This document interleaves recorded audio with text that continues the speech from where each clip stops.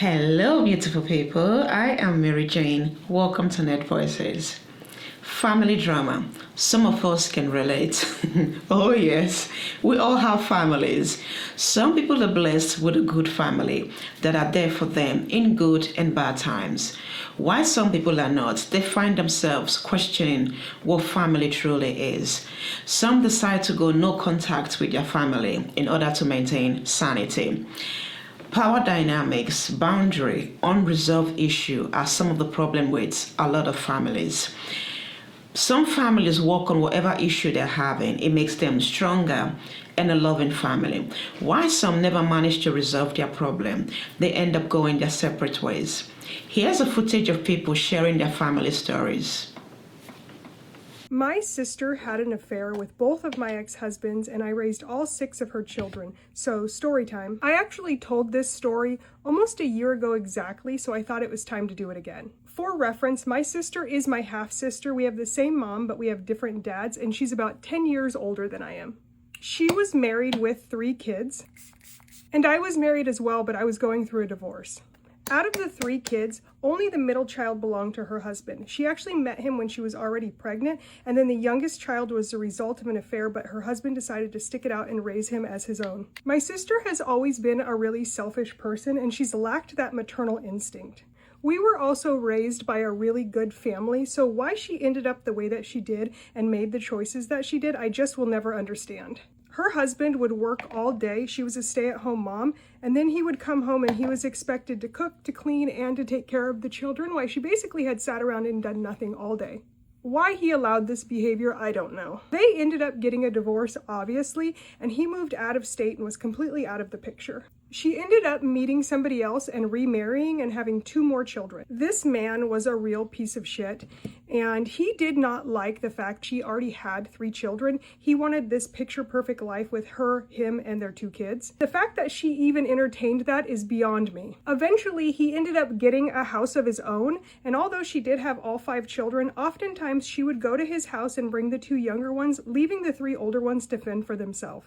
Luckily, I lived really close to them, so I would constantly be over there bringing them food, making sure they were taken care of, and oftentimes bringing them to my house to stay the night. During all this time, she was abusing pills and I was unaware. It started off with tramadol and then it moved into well-known opiates. I'm not sure if I can say it on this app. That marriage ended in a divorce as well, and he took those 2 boys and she was at the apartment with those 3 older kids again, but she was never there. She was running around, and I believe that's the time that her pill use turned into hard rug use. During this time, I was still going over a lot, checking on the kids and bringing them to my house. I ended up receiving an email from my ex-husband on my birthday, and it was labeled, "I miss my family with benefits." And when I opened it up, it was a whole bunch of pictures and videos of them together.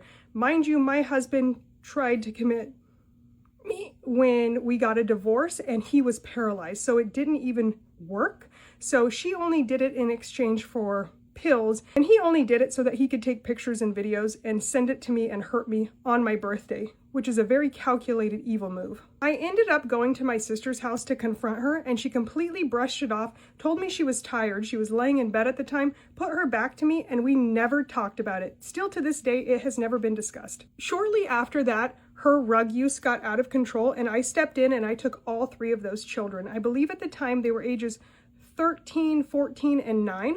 After this, she ended up going off the deep end, and we didn't hear from her for years. I ended up raising those children all the way up until they graduated high school. Fast forward a couple years later, my sister ends up pregnant again and at my door. And like an idiot, I welcomed her back into my home, hoping that this would be the turning point, even though this had happened 5 times before, so I don't know why I thought that.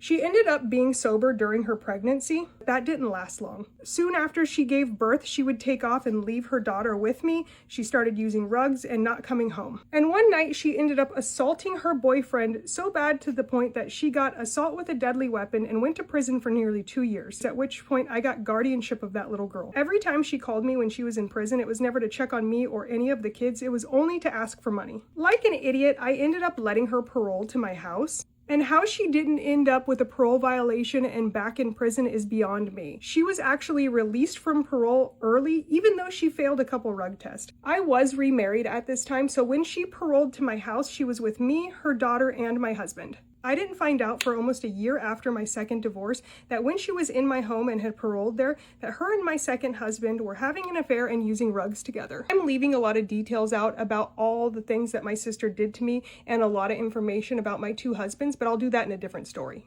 And all this time, her second husband had the two boys that they had together and hardly let me see them. There was even a point in time where I didn't see them for over 5 years. My second marriage obviously ended in a divorce, and I ended up kicking both of them out, but still at this time I was unaware of the fact that they had an affair or they were using rugs together. My second husband actually ended up telling the second oldest child out of her 6 children about the affair. I think he was 22 years old at the time and he was at the bar. He told me that my ex-husband had came up to him and told him about the affair, which is absolutely wild to do. Long story short, I end up alone in my house with this baby who I have guardianship of, and my sister is out running the streets, and little did I know that her second husband started using it as well. He ended up taking those 2 boys and dropping them off with her at some random rug house and saying that he didn't want to parent them anymore. This was probably like 6 or 7 years ago at this point, and we have not heard from him since that day.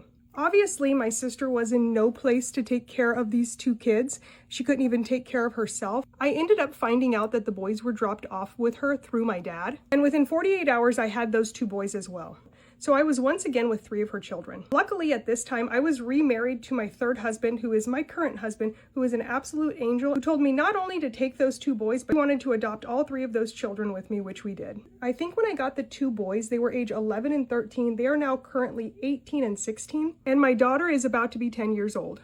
I received a lot of hate comments after I posted this video last year, basically blaming me for the divorces, which were clearly a result of rugs. And then I had a lot of people in my comments blasting me for telling my sister's business. But if you for 1 second think this is her business and not my life, you are absolutely as delusional as she is. I started raising her children when I was in my early 20s, and I'm gonna be 40 years old next year.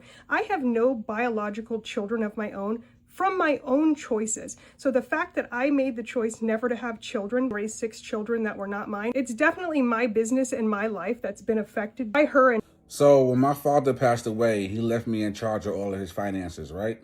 And in his will, his last request was that he doesn't spend none of my money on my sister or my mother. So a little backstory. My mom's cheated on my father when we was about, I want to say 16. My sister was about 22 years old, right? It was shocking. Sister was graduating college about like a year into it, and I was still at the house. I actually walked in on my mom's cheating on my father, right? So I was the one who told them, to be honest with you. I was 16 years old. I didn't really know what was going on. I told them another man was in the house. They got divorced, right? So when that happened, my sister took the side of my mom's, stating that because my father was always working and she was always home with us, whatever, she was lonely, and that's why she stepped out. So she understands why my mom did that. And my father was kind of pissed because he wasn't having us pick a side, but he was very mad at my sister for saying to him in his face that she understood why my mom cheated because he was never home. So my father took that to heart and told her, since you agree with your mother being disloyal, because I never cheated on your moms, you can no longer have my finances and my backing, because not only do me and you not talk, when you at school, when you find this out, the first person she yells at is my pops, not my mother. So they had a little distraint in their relationship, and my sister haven't talked to my father since, right? So let's fast forward. I just got done burying my father, a sad situation. Come to find out, the man had a $5 million life insurance policy. I had no clue. He's been paying his whole life insurance policy since I was like 5 years old. Come to find out, the man I'm putting into some kind of interest. I don't know. I know it's $5 million, but in the letter it says, "Do not spend not a dime on your sister or your mother. Do not have them in my house." My father has a big 7-bedroom house in South Carolina. So these are all of the rules he had in place. He hasn't talked to my mother in years. Same with my sister. So let's fast forward to today. Neither one of them go to the funeral. Started out there. So be clear, I love my father. But in all honesty, I would have given my sister some money had she showed up to the funeral. She didn't show up to the funeral. Not only did she show up, but my nieces and nephews didn't show up either. At all. And my father loved those kids. He watched those kids. Even though him and my sister did not talk, he was still a great grandfather to her kids. So be clear. My mom's didn't show. The same man who vowed to never talk to her again, when she got sick and needed money for a hospital bill, my father paid it. He didn't call her and wish her well, no like this stuff, but he did pay the bill. So being that they didn't show up to the funeral, okay, fine. You guys must still feel a certain kind of way. I know I'm loyal to my father and my mother, but at this point in time right now, it's about pops. And when they found out that he left me all of this money, they over here calling my phone and making plans and all that good stuff. I was like, whoa, whoa, whoa, calm down. So be clear, neither one of you came to the funeral. Neither one of you called me and asked me how I was doing. Do I need any help with anything? Neither one, and sis, your kids didn't show up or reached out. Respectfully, I'm a follow Pop's wishes, and you and Mom's are not getting a dime of his money or your kids. What I will do though, I will put it in a trust, and your kids' kids could get some of this money. Now I'm a demon. Now I'm doing too much. Right? Now I'm acting conceited. Now I'm acting like I'm above everybody. So be clear, I've been getting money before my pops passed away. So not for nothing. Yeah, the $5 million is a bonus, but I didn't really need it. And they know that, right? Secondly, I'm a single man. I ain't got no wife. I ain't got no kids. It's just me. So me having this bread, I understand why they feel a certain kind of way. But you can't shit on our father the whole time when he was alive. And then when he's gone, you want to reap the benefits of his hard work. That's not going to happen, especially on my watch, because I wouldn't want nobody to do that to me. So respectfully, my mom's blocked me and my sister blocked me. And guess what? This has been the most peace I've had in years. In years. Those two is always about something drama and negative going on. The last 2 weeks, no problems. They've been calling me again today. Ain't gonna happen, Captain. I don't know how they found out about my father's life insurance policy while he was sick. Because they was calling me about this before he passed on. Every day. Never called and checked up on him. Hear me out. Never went to the hospital to check up on him. But as soon as he's passed and they know the funeral is over, now all of a sudden they want to reach out and ask me how I'm doing. And, can they sit down because they have some ideas and plans. I'm like, are you people serious? So, man, family sometimes ain't, to be honest with you. All they care about is your money and what you can do for them. Even your own moms and your own sister and things of that nature. So, no, I'm not giving them nothing. Peace. Last year, I finally asked my mom why she did not leave my abusive father, and her response led to me going no contact. Up until that point, I kind of saw my mom and I as both victims of domestic violence. My dad abused her, me, and my siblings for my entire life. And while there were quite a few times where she almost left, she stayed with him every single time and she chose him. In asking her, I was hoping that through my vulnerability, she could also be vulnerable and talk through why she didn't do that, and then I could talk about how it affected me, and we would just have this moment of realization and that some kind of accountability could be taken and that our relationship could be stronger. But that was not what happened. Through her anger and the tears, she gave me 4 specific reasons why she never left. She talked about how she would have to leave her house and her stuff. She talked about how she had her home there. She'd have to leave that at least for a time. She talked about how she would have to get a job and she didn't want to do that. And my mom was a stay at home mom, so she hadn't worked outside the home for quite some time, even though she did have a trade and a skill before she got married.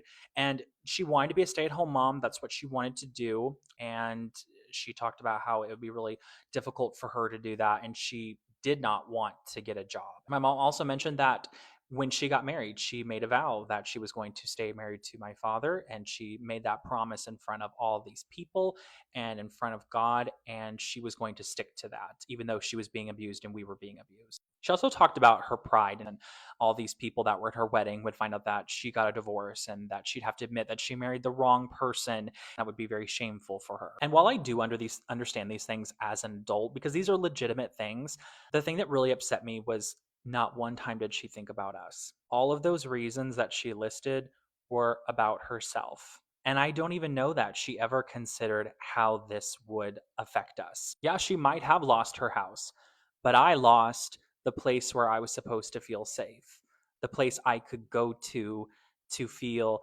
unconditional love and feel like where I was and the people that were there were safe people to be around. She mentioned how she might lose her belongings. I lost my childhood. She might have to get a job, but I grew up believing that I wasn't someone worth protecting, that I deserved that abuse, that that's what love is, people who beat you. And sure, it might be embarrassing that you got a divorce, but I carried the shame of being abused for years. And that's something that I still struggle with to this day. She could have lost all of those things, but I absolutely lost all those things. And my siblings did too. And her answering that question, I hoped that she would realize how much it cost us, her children, the people that she said that she loved. I was hoping she would realize that, and all she could realize is what she could have lost. And here's the thing, I didn't go no contact with my mom because she abused us or she enabled the abuse and because she never left my dad. It's because after all these years, she still can't understand how her choices affected us. She had choices as an adult, but we as children did not. I'm an adult now, so I get to make my own decisions. I don't have to go along with that anymore. So if she wants to choose my dad over her children, she can absolutely do that. But I'm choosing to let go of her and let go of that idea of having a loving parent. I want to talk about the time that I realized my dad laced me. So I was 18 years old. It was 420. And, my dad and my aunt's boyfriend at the time, they were outside smoking. So, I come outside, I'm talking to my dad, and he's like, hey, smoke with me. And I just remember feeling very strange because it just felt like he was trying too hard. The best way I could describe how it felt was like when you're hanging out with a guy that's interested in you and he's trying to like peer pressure you into doing something with him. And he's like, oh, you scary. It was just very strange. Like the interaction didn't seem very parent to child. And so this man that was also there, he's staring at me the whole time. Like, I don't even know if the man blinked, but I could see out of my peripheral vision that he's just staring at me. Like, now I could say he probably could have been drooling. Like, he was staring at me like a hungry animal would stare at some food. And so, I ended up standing firm on my no. And, I went back in the house because I was uncomfortable. But I didn't know why I was uncomfortable. So when they got done smoking, they came in. And my dad's like, oh, here, we didn't finish it. You can have the rest of it. So I did accept what I was given. But I didn't smoke it for like another week. Mind you, at this time, like I was dating a guy and I was smoking with that guy. So it wasn't like I was on a smoke break at that time or I just wasn't experienced in smoking. So when I did finally smoke,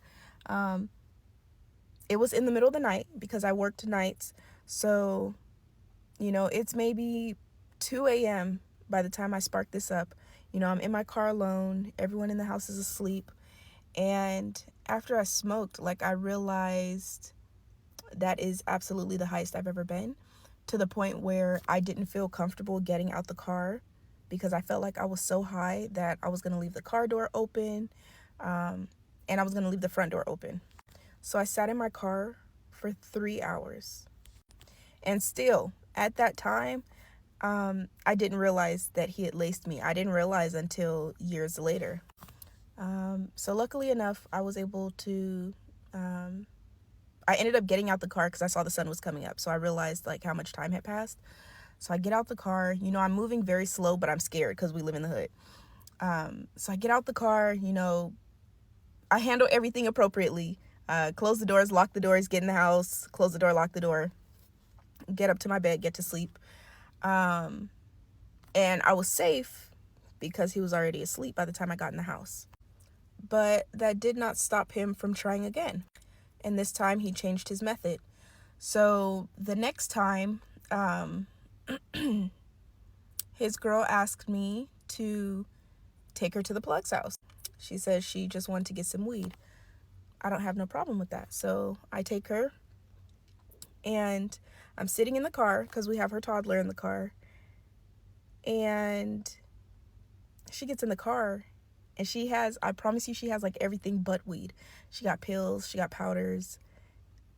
She has so much stuff in her hands that I have never seen, and none of it was weed.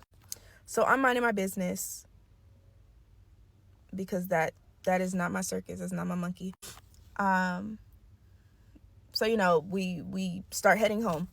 And this day I had to work. So we had to go straight home. I had to drop her off so I can change and get ready to go to work. So we're on the way home.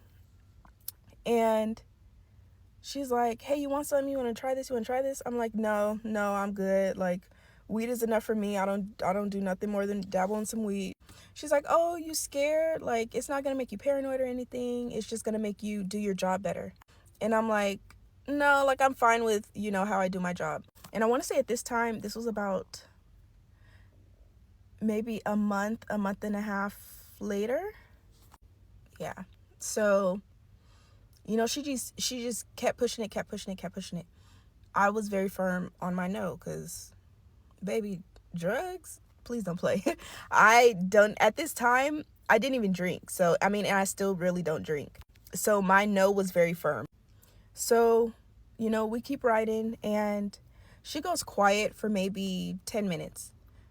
And she's like, oh, you know, your dad wanted me to give you some of this. And then when you passed out, he wanted me to go tell him so that he could rape you. The reason I'm telling you this story is because these are the type of men that are walking around in the world. And I need y'all to pay attention. It's not just your daughters that you need to worry about. It's your sons as well. You need to worry about the little boys, the little girls, and the grown women. This man was actively messing with men, women, and children. Again, this is your reminder to keep your eyes open. You don't know what the hell is going on in the next person's head. My narcissistic, abusive mother, who died last Friday, and for whom I have been unexpectedly caregiving for the last 6 weeks, had a very different relationship with her neighbors and friends than she had with me and my sister, her children. And I'm sure anybody that's had a narcissistic, abusive parent can understand. I was estranged from my mother for 7.5, almost 8 years prior to becoming her unexpected caregiver very late. Again, she died on Friday. But what I find so interesting is I'm getting texts and messages from her neighbors and friends how much they loved her. She was so charming and such a wonderful woman, and they're not sure how they're going to go on without her, and they just miss her, and she was like another mother to them, and on and on. And I'm sitting there, I know. I grew up with a woman who, outside of the house, could turn it on, the charm, the everything, and would overtly bestow love and affection on other people and intentionally withhold it from her children and intentionally be cruel. Like what happened behind closed doors was a different scenario. I'm just finding it really fascinating. Now, I've also come to learn, let these people have their relationship, right? I'm not going to convince them otherwise. So there's that, but it is a little hard. I'm getting text, oh, Colleen, how are you doing? Your mother's death just hit me today so hard. I'm grieving her. And I'm like, I have a lot of emotions. Grief, I'm sure, is one of them, but not in the way that they're grieving. So anyhow, I'm sure anybody else who's had a narcissistic parent understands. Am I the a-hole for canceling the family trip that I planned because my mother called my sister's daughter their very first grandchild? My mom said since my niece is her first grandchild, that they're going to have to spoil her. The thing is, all of my kids heard her say that. My kids were sitting in the living room with all of us, And my youngest daughter was so hurt when she heard her say that. My son and my 11-year-old didn't fully understand what she had said, but it was coming along when they were looking at their sister. Sarah had spoke up and said, "Oh, you meant first grandbaby, not first grandchild, correct?" My dad had shook his head and replied and said, "No, that's our first grandchild right there." After he said that, I didn't want my kids to keep sitting there and listening to that garbage. So I had gave my son the keys and told him to wait in his car with all of his sisters. When they were gone, I had asked my parents why the hell they would say that my kids wasn't their grandchildren as well. And my mom said that they could not be their grandchildren because they were not really my children. I stood there shocked because I never thought they felt that way. When I was a kid, I was riding my bike and I ended up tripping and snipping everything from the bottom, which led my whole package to not be fully performative. I'm shooting blanks. There's no way I can have actual kids myself, but that never stopped me from having a beautiful family. When I had met my wife, she was already pregnant with our first child, and I just picked them up as my child as well. And then we adopted 2 more beautiful children. Because ever since I was younger, I always wanted to have a big nuclear family. I always wanted to have a lot of people that we love, take care of each other, and work with each other. So hearing that my parents don't look at none of these kids like they're my kids means that they're not their grandkids. That means there's no reason for us to have a family reunion or a family trip. I let them know right then and there, everything that I had set up is canceled. We can have a fake family trip with our fake family and y'all go somewhere with your real family and do something else. They started yelling, saying how unfair it was, how things were already paid for, and I closed the door. I took away all of the parents' tickets, but the only tickets that they have are their children's, the ones that they had to buy because I wanted all my family to be supported and come with me. So I bought my parents' tickets, I brought my sister and my brother's tickets, but no, all I wanted them to do was pay for their kids, but they don't even look at my kids as their kids. So am I the a-hole for canceling everything? A good family that is supportive, respects your boundaries, and can resolve issues without taking sides, it's a blessing. Oh yes. Some family pick and choose who to support. And when there's a conflict, they take sides. The truth doesn't matter to them. They'll take an advantage of a family member, and when the person decides to speak up, they become the problem. Some of the stories shared in this video are a good example of some family members' experience. The woman that looked after her sister's children while she was running around in the street, her sister was selfish and nasty. The least she could do is to support her sister. The man that his father died and left his mom and sister no money, he should stand his ground. They've been divorced for a long time. The mom and the sister need to respect the dad's decision. The woman that his father was trying to use as an example of what he can get away with, she should stay away from him. He's sick and dangerous. You don't want to be around someone like that. Father or no father, no way. He's dangerous. The woman that her mom died and everyone believed she's an angel, she couldn't do any harm. I agree with her. Let everyone believe what they want to believe. Don't try and convince them otherwise. You know the truth, that's all that matters. The man that canceled his family holiday. Oh no, you're not an a-hole. No, you're far from it. They choose their family and you choose who you go on holiday with. If your children can be part of their family, that's fine. Then you go on holiday with your children. It's that simple. You're not an a-hole. No. What do you all think? Are you blessed with a good family? Thanks for watching. Please like, subscribe, and share.